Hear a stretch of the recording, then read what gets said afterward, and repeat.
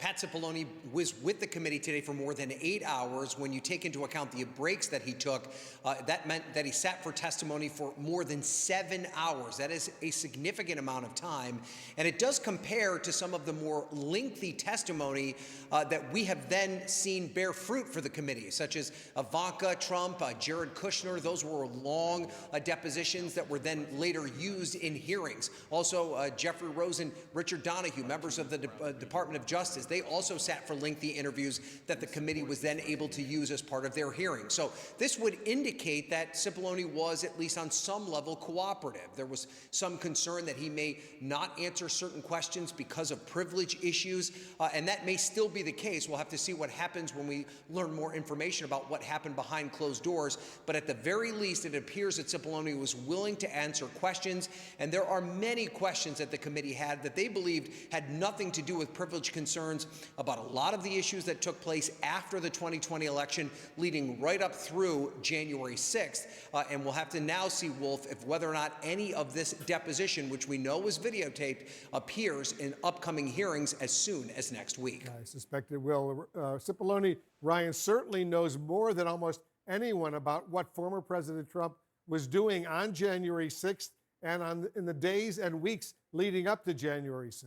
Yeah, that's right, and has key insight into some of these big issues that the committee has been trying to unpack, like the effort to install Jeffrey Clark as Attorney General, which there's already been testimony that Cipollone threatened with he and other members of the White House counsel's office to resign if that became the case. And then also the former president's conduct on January 6th itself. Cipollone was a group of a very few number of people that actually had access to that presidential dining room where Donald Trump was reportedly held up through most of the January 6th insurrection. Just how much of that insight he will be able to provide the committee remains to be seen. But this is someone that had regular interaction with people like Mark Meadows, John Eastman, Jeffrey Clark, members of the Department of Justice, people that are all key players when it comes to this investigation that the January 6th committee is trying to get to the bottom of. All right, Ryan Noble's up on Capitol Hill. Thank you very, very much. Let's bring in CNN political analyst Maggie Haberman. She's the Washington correspondent for the New York Times,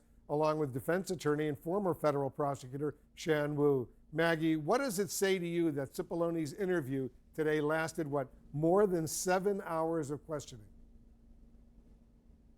Well, it says that there were a lot of questions asked, and certainly we have seen a lot of these interviews run a very long time. As Ryan said, Jared Kushner's ran long, Ivanka Trump's ran long, a lot of them have run long.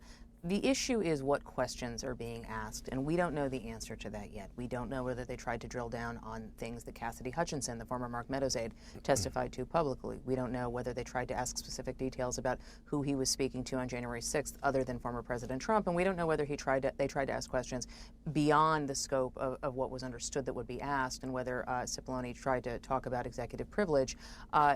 If the committee did not ask specific questions, Wolf, I'm not sure how forthcoming Cipollone would have been on his own. Shan, what does it say to you that about the length of this interview today? Was videotaped, it was transcribed. The length of this interview, what does it say to you about the level of executive privilege that Cipollone may or may not have claimed?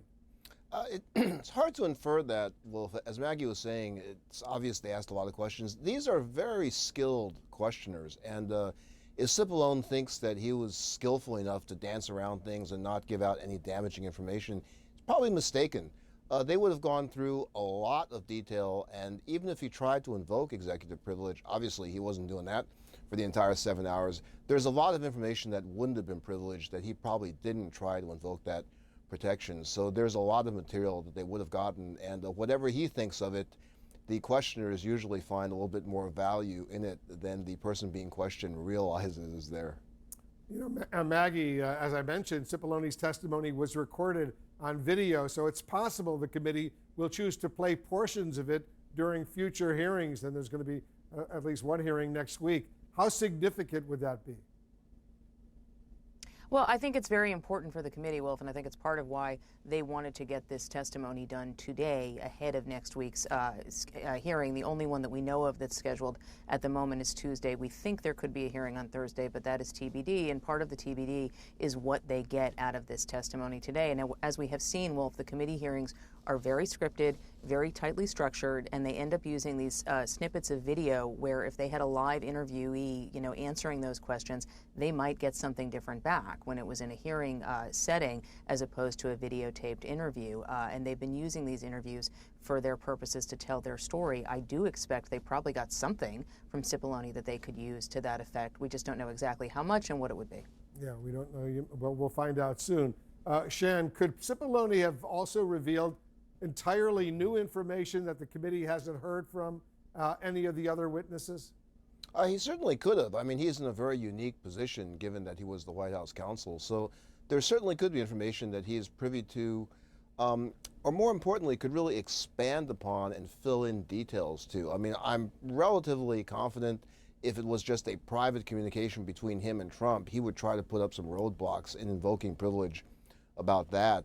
But again, because of his position, Wolf, there is a lot of detail that possibly only he would know, but more importantly, he would be the best source to corroborate evidence we may have heard of from other folks already. Maggie, Congresswoman Liz Cheney says former President Trump is almost certainly not happy about Cipollone's testimony. Does Trump have major reasons to be nervous right now? I don't think he has. It's hard for me to say, Wolf. It's very hard to speculate on what Cipollone may or may not have told them. Major, I think, is the word you just used that struck me. I'm not sure how much the former president himself is agitated about this testimony. I think he was annoyed, is what I heard from a couple of people. But I think he has a couple of people in his ear who are telling him he should be even more annoyed. And I think that has something to do with any reactions you see. That doesn't necessarily correlate to what Cipollone may actually have said. Could Cipollone say a lot of things that could be problematic for Trump? There's no question about that. Did he? That's the big question. Maggie, you're one of the best reporters here in Washington. I assume Trump is obsessed and he's watching all of this on television. He's not watching all of them, is my understanding, Wolf. I think that he has caught some of them. I think he has caught the summaries of others. One of the things he has always liked to do, as much of a TV consumer as he is he also has other, and headline consumer as he is, he has other people relay headlines to him, tell him what they are seeing. He's very susceptible to having his opinion shaped, as you know, and so he has seen some of it, but these hearings really are not actually set up for him to be the main audience. And what do you think, Maggie? Cassidy Hutchinson, whose powerful testimony the other day we all watched, how does she play into all of this? Well, I think that we've seen the committee use her to tell a different side of a story than we have seen before, Wolf. I mean, I think she told, various pieces that were not known before. The committee treated her information as new and as incredibly relevant, and she told a lot of detailed pieces that had not been heard before. She also spoke, and this was the committee leading her there, to something she had secondhand knowledge of. That was the most explosive piece about this possible confrontation in the presidential SUV right after the rally at the Ellipse on January 6th. But I do think the committee thinks that her testimony is hugely important, and it is shaping some of what they do going forward. I think it will impact certainly what we see at some future hearings. How far beyond that and how heavily it factors into the ultimate report remains to be seen, but the committee does think she's a very important witness.